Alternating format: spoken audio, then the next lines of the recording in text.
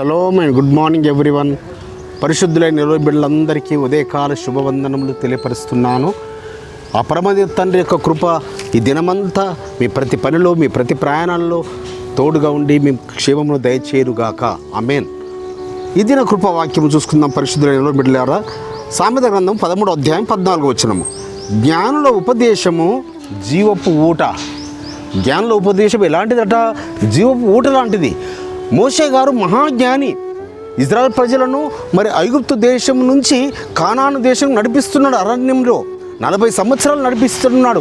40 సంవత్సరాల్లో పగలు మేఘస్తంభం, రాత్రి అగ్నిస్తంభంలో పరమ తండ్రి మన్నా చేత వారిని పోషిస్తున్నాడు. కానీ ఈ సమయంలో వారి మామ ఇత్రో గారు వచ్చినప్పుడు ఇత్రో గారి యొక్క ఆ అనుభవంతో కలిగిన ఆ యొక్క జ్ఞానముతో కలిగిన మాటలను, సలహాలను ఇచ్చాడు. ఏం చేస్తున్నాడు మోషే గారు?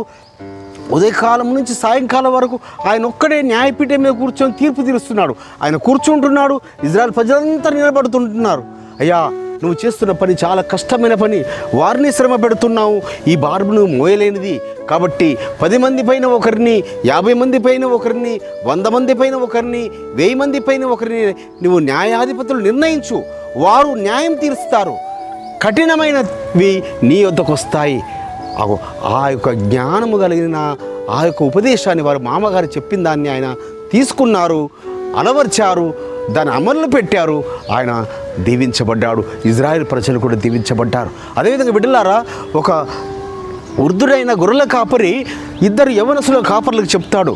వారు ఇంటికి వెళుతున్నప్పుడు, నాయనలారా, ఇది షార్ట్ రూటు, కానీ దీని ద్వారా మీరు వెళుతురా ముళ్ళబాట అది.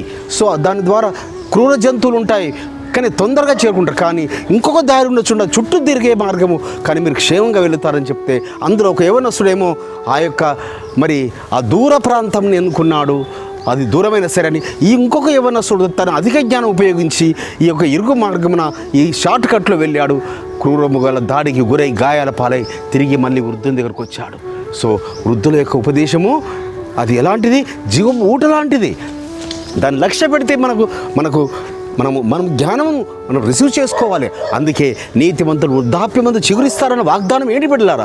నీతిమంతులైన వారు వృద్ధాప్యం వచ్చినా కూడా వారు నేర్చుకుంటూనే ఉంటారు. అది యవనస్తుల దగ్గరనా, పెద్దవారి దగ్గరనా, వారికన్నా చిన్నవారి దగ్గరనా అనేది ఇంపార్టెంట్ కాదు.